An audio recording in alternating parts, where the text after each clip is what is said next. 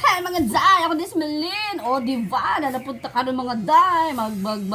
Magtutulo ta, magtutorial ta. O gay, nagmay ka nang wala kabalo. Dire, paminaw mo.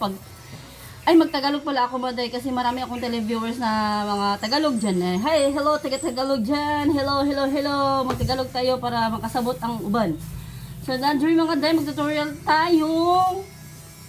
Yung magprito kayo mga day ba na madaling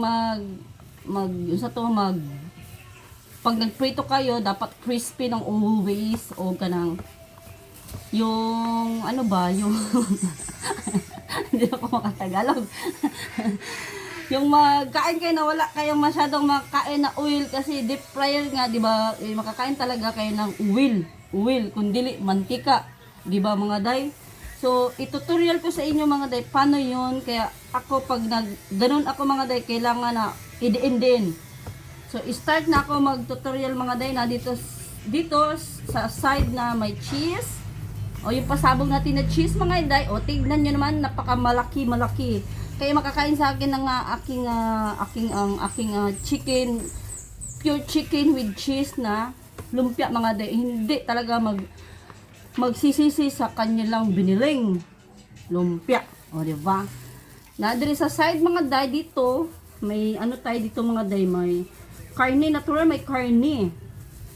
Pure chicken ang aking ginamit mga day. Kung magbalot pala kayo day ng lumpia mga day, tips ko sa inyo mga day, idiin nyo mga day, super diin. Yung kanang hindi makahinga ang karne ba? Yung parang nabuot na siya ba? Diba? Ganito yung pagkadiin mga day.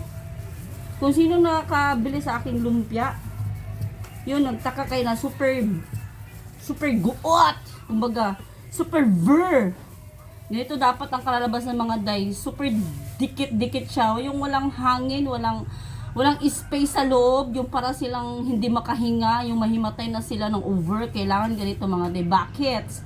Para pag prito mo yung ganyan, crispy siya. Tapos, pagkain mo, hindi ka makakain masyado ng uwil. O, diba?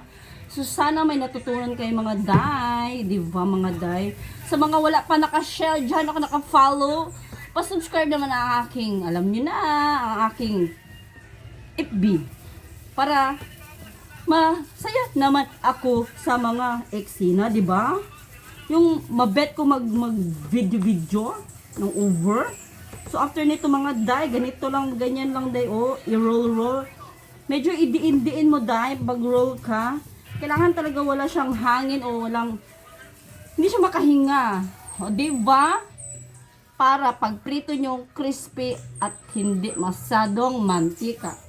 So, yun lamang po. Maraming salamat. God bless us all!